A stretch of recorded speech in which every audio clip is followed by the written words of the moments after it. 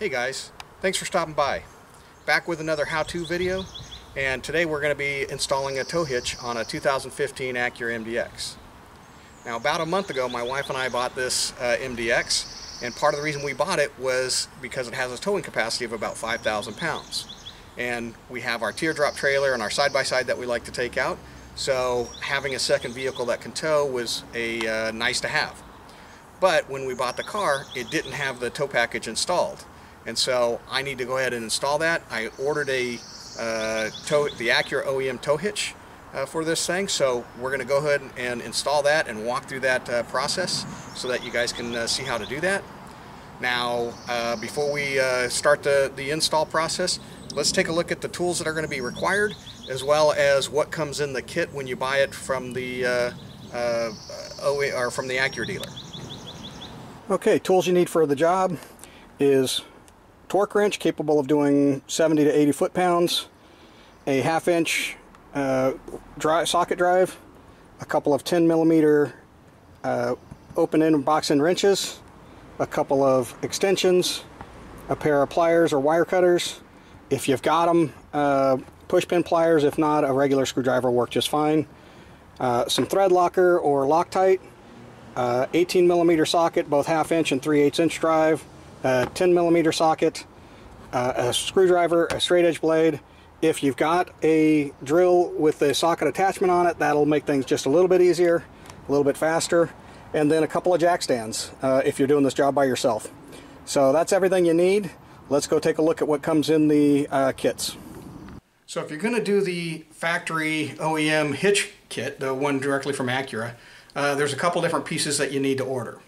Now, the kit I got is for my 2015 MDX. The part number you need for yours may be different, but I believe this is for the 2014 to 2017 model MDXs. And so the hitch kit has a part number of 08L92-TZ5-202. And then you also need the wiring harness, which is 08L91-TZ5-201. If you want the full 5,000 pound towing capacity out of an SH all-wheel drive, then you also need the transmission cooler.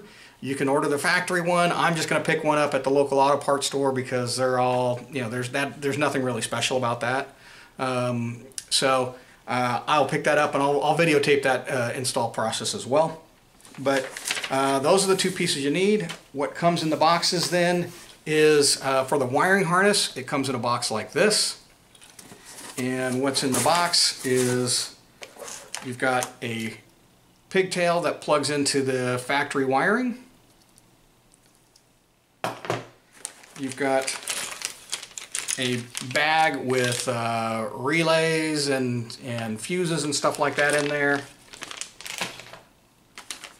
If you have a brake controller installed or an aftermarket brake controller installed in your car, you need this adapter right there. There's a control box. There's a bracket for the control box. And then there's the factory wiring for the harness. So this is the 7-pin model. If you have a trailer that has a 4-pin flat connector, you can pick up adapters at your local auto parts store, U-Haul, online, Amazon, places like that. So a number of places you can get that stuff, and it should be pretty cheap. So, but this is the 7-pin. So that's what comes in the box, along with, you know, the instruction manual here. So that's what comes in the wiring harness box. Then let me show you what comes in the hitch box as well. So in the hitch box you obviously have the hitch, and this thing is really beefy. Looks like it's powder coated. It's got it's all MIG welded up. You know, not the most superb welds I've ever seen, but certainly good enough to, you know, keep it nice and sturdy. This thing is not going anywhere. It's definitely heavy. Then you also get the plastic trim. They also give you a receiver cover, And this is rubber, so it's I guess rubber and plastic, probably rubber coated plastic. But they give you that, which is a nice touch. They give you a hitch pin. You're probably going to want a locking hitch pin. That's what I've got on my truck. They give you the receiver tongue. You need to supply your own ball, obviously. And then they give you bolts. So that's everything that comes in the hitch kit. And let's go start the installation process. Okay, to start this job, I'm going to go ahead and disconnect the battery. It's up to you whether or not you want to do this. The general rule of thumb is if whatever you're working on in the electrical system sits behind a switch or a fuse, you don't have to really worry about disconnecting the battery. But if it does have a hot line, then you generally want to disconnect the battery, so that way you don't have any voltage or amperage surges taking out any components. So this has a little control box, an ECU control box. That's going to have a hot line to it, but it's also sitting behind fuses. So, I'm probably okay either way, but just for safety's sake, I'm going to go ahead and do it because it only takes a couple minutes anyway. So, to do that, you need to remove this shroud. The battery sits basically here underneath the snorkel for the airbox. So, you need to get to that. So, you just kind of pop it loose.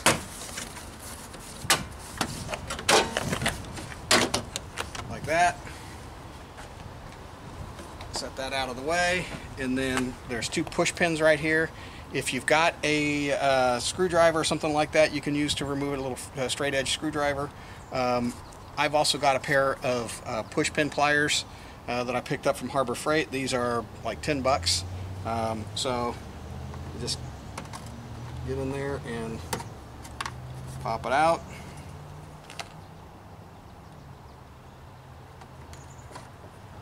Just like that.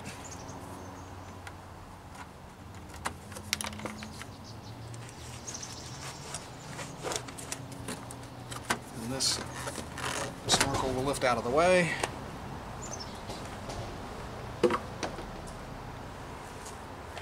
And now I can get to the battery. Positive terminal here. I'm going to disconnect the negative terminal, which is right there. And for that, you can either use a socket or a wrench. It's a 10 millimeter.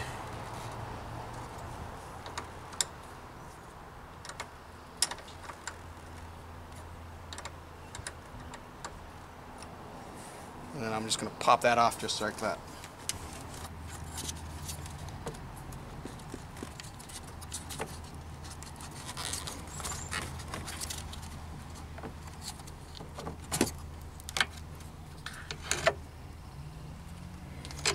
Get that out of the way. So with the battery disconnected, I can now start on the job. And the first step is going to be removing this trim piece right here and replacing it with the one that came in the kit. And that's actually part of the reason why I bought the factory setup as opposed to doing an aftermarket, because I could have done the aftermarket for the hitch itself was about 180 bucks, 200 bucks, something like that. And then you still need the wiring harness, which was 150. So you're still looking at, 350 bucks or so to do the job with the aftermarket.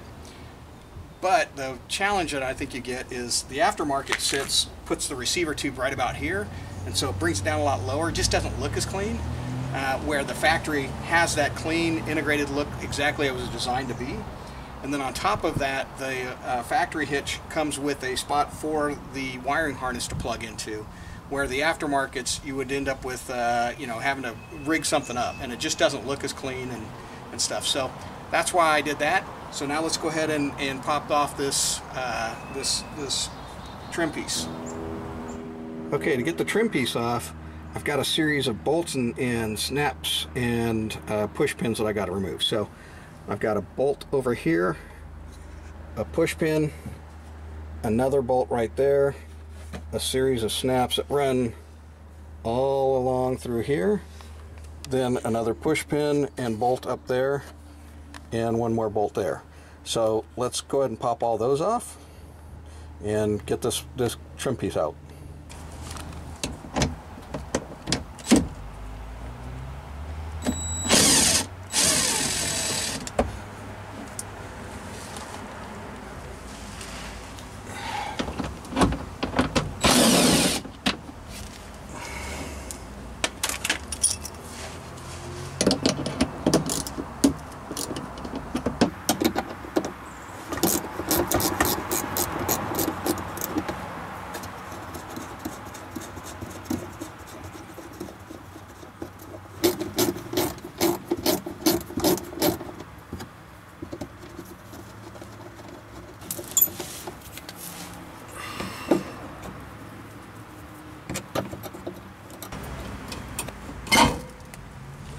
go. And now there's a series of snaps that we need to do. And there it is. Okay, here's the old and new trim pieces, and you'll see that there's actually a couple of tabs that the bolts actually screw into that I need to pull off and put them onto the new piece so that I can install the new piece. So to get these off, I can either use a screwdriver and get under here and just kind of pry it out, or I can use the push pin pliers to grab it and just slide it off.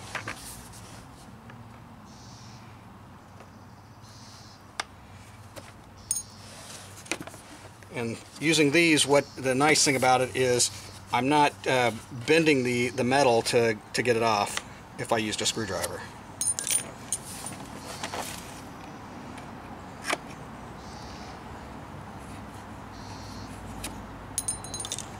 Okay, I'm going to put that aside and pop these onto the new one. And I'm going to do basically the same thing, so they're going to go right in the same spot.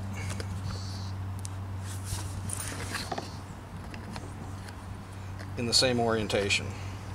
I want to remove the opening for the wiring harness. The reason why they do this is that if you're just hauling, say, a bike rack and you're not hooking up a trailer that has lights and everything, you don't necessarily want this gaping hole here, so they kind of leave a plug in place. But because I am going to be hauling a trailer and I've got electrical hookups for the trailer lights, I need to remove that. So I'm just going to use a box knife to trim that piece out. It's already scored on both sides. So it should be pretty easy.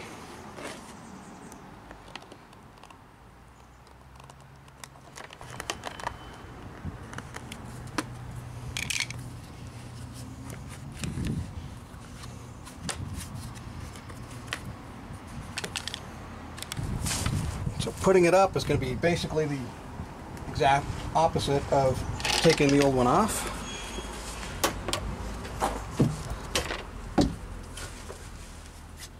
So I'm going to just get those snaps in first.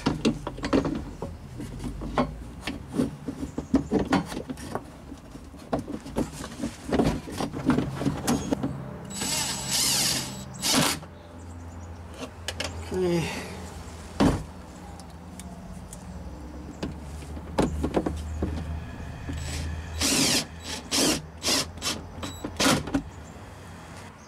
Okay, one thing to note is that in the Hitch kit, the box with the 18 millimeter bolts for the tow hitch itself, there are bolts. So this is the bolt that came off the trim kit, and this is the bolt you're going to use for the trim kit.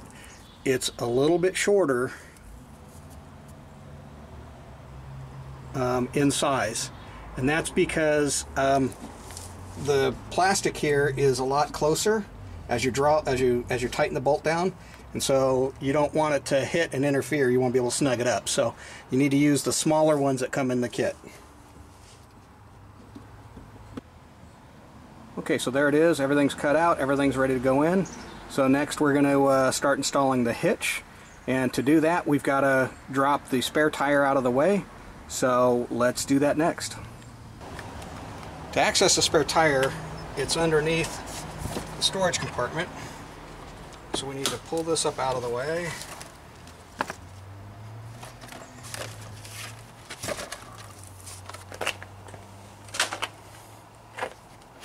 Lift up on this, and then remove this plug.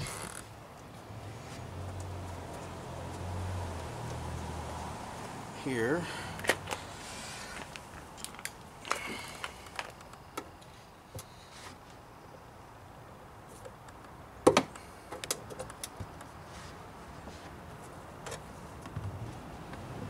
And then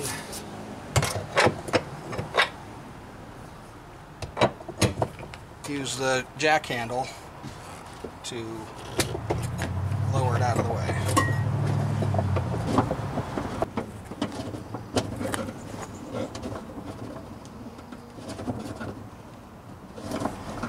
Okay, so the next part's the tricky part, and that is, if you've got an extra set of hands to help you out and help hold the hitch in place as you secure the screws, that's probably going to be the best way to do it.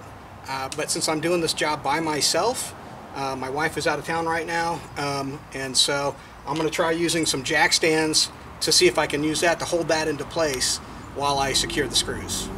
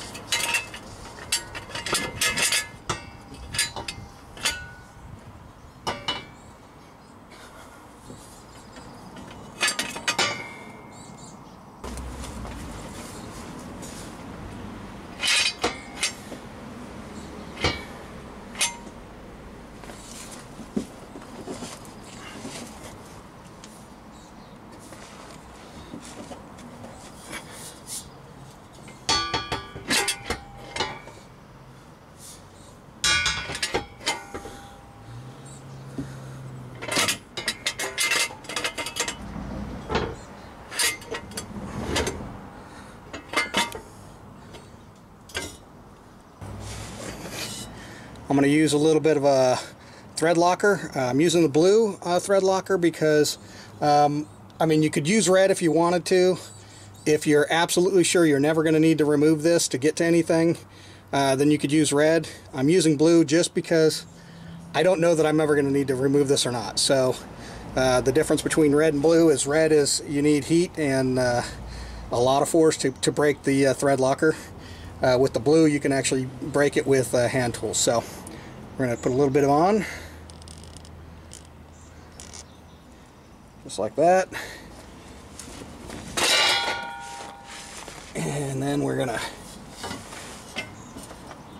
try and secure this in place and hope it doesn't fall on my head.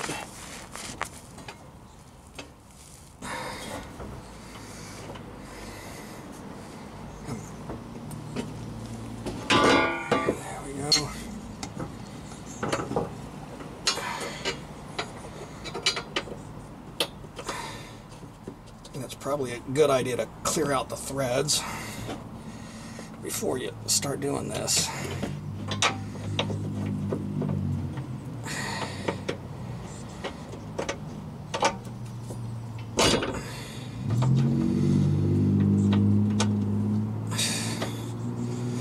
Just to get this thing aligned. Come on.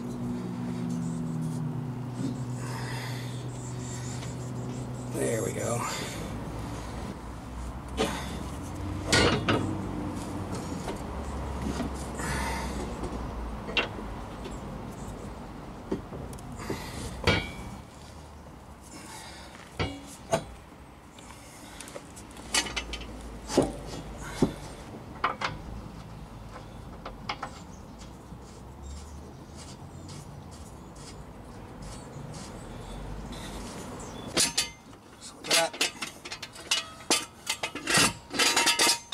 Rid of the jack stands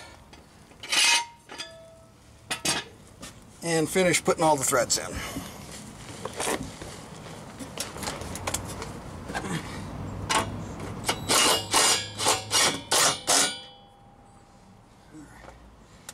You don't want to get them too tight. We want to make sure we got room to properly position everything.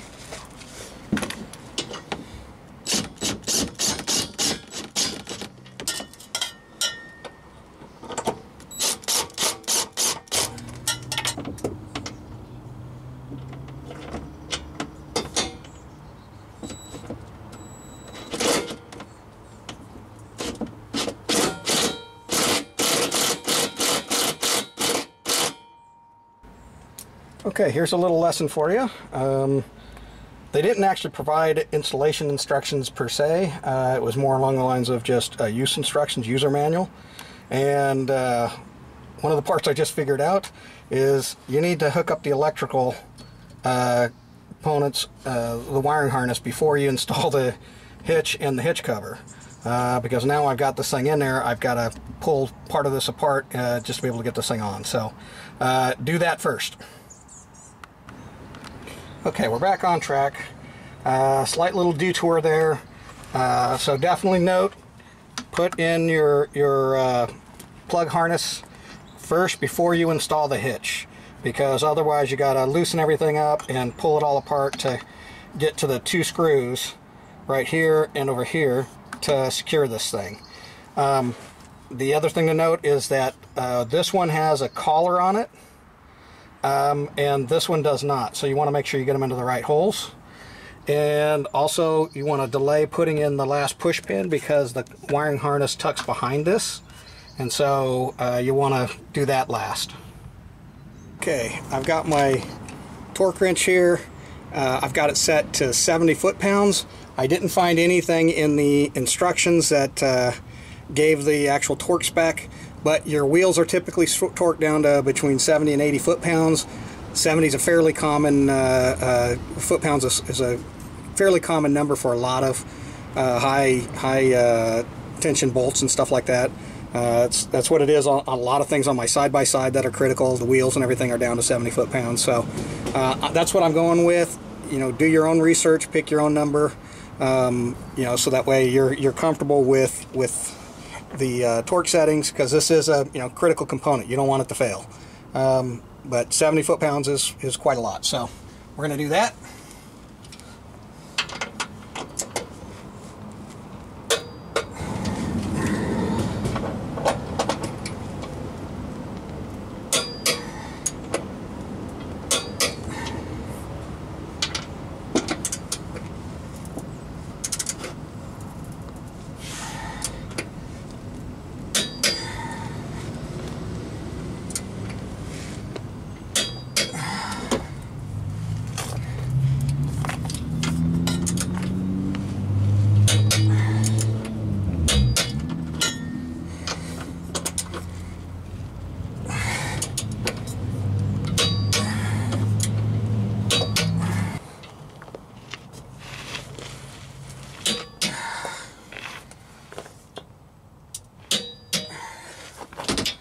Okay, so we got everything torqued down. So the hitch itself is now installed. Next we need to move on to the electrical. Okay, so now to route the electrical, I'm tucked behind this bracket and coming out right here, and then looking up, so looking towards the rear of the vehicle on the right hand side, there's a plug right here. We're going to go ahead and pull that plug out, and then I'll show you where it comes through on top. So I just used a screwdriver to pull it out, and you can see there's the rubber liner here. So I'm going to cut essentially a hole here to feed the plug wire up through. I'm not going to remove the whole thing. I'm just going to make enough so that I can squeeze it through a little slit or something to get through there.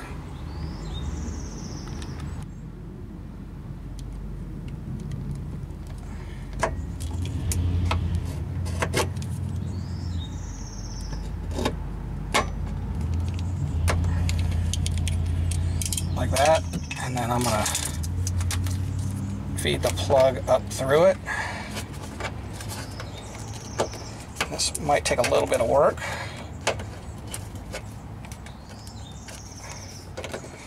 To get it through. There we go. And then you'll see that it's got a rubber grommet that will seal that hole up. So let's go and pull it through from the top, and then we'll plug that grommet in.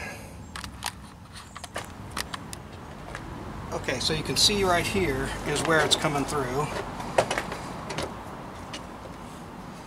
So we got it fed through here, and it's tucked enough behind here that it won't interfere with anything that's as we close everything up. So we'll go back onto the underside now and seal that grommet up. Okay, and you'll see it's got a little lip that you just gotta tuck it up in there.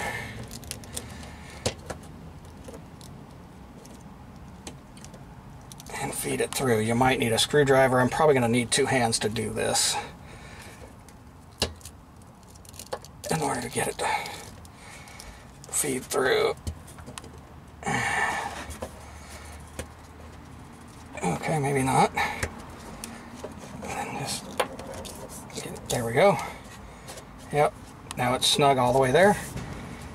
And now I can zip tie the rest of this off to get it out of the way. And then we'll go up top side and finish up on the top side. Okay, with everything zip tied off, I just plug in that, and so now I've got everything up and out of the way and tied off, so we're good to go down here. Since we're done working underneath, I'm going to go ahead and put the spare tire back so I can actually complete that portion of the job. And then the rest of the work will be just up here getting all the electrics connected. So let me go ahead and put the spare tire away.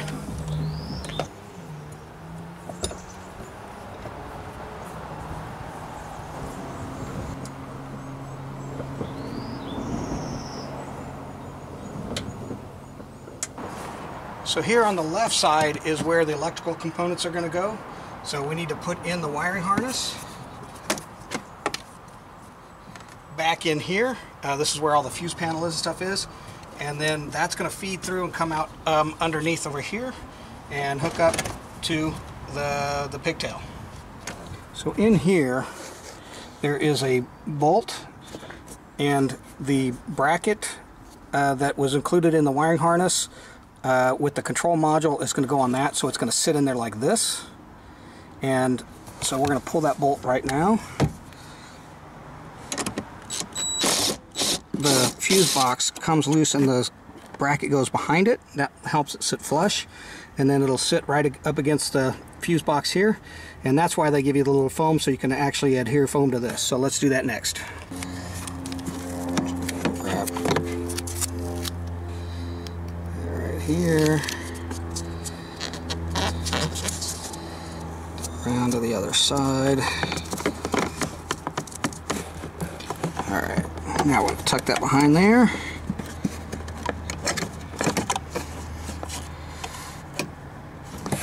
And then feed this through.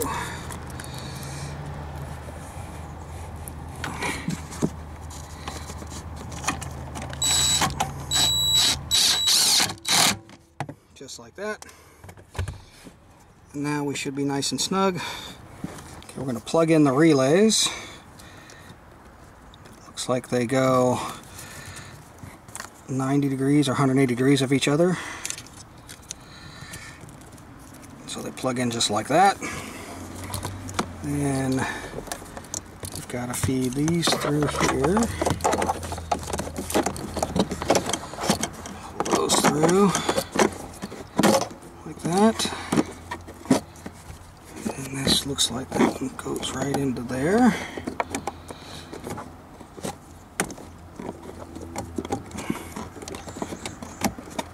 Like that. And then the gray one goes into the control module. Like that. And then that leaves this guy right here. Like that. And then coming over here, you can see there is a spot right here for this piece right there. So I'm going to plug that in, and now I'm left with the ground wire, which is going to connect up to this guy right here. So we'll pop that loose.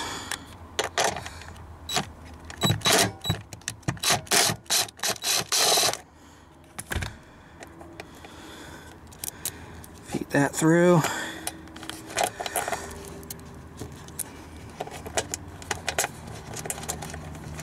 Get that started.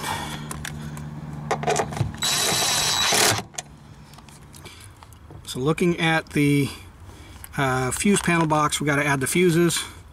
So we've got a couple of 20s. We've got a couple of 7.5, and then we've got the trailer brake 20. So you can look right there, you got trailer brake, trailer charge, trailer backup, trailer hazard. So you got a 20, 20, 7.5, 7.5, and then the trailer small LT. So let's put all those in, and we should be then we should be ready to put it all back together.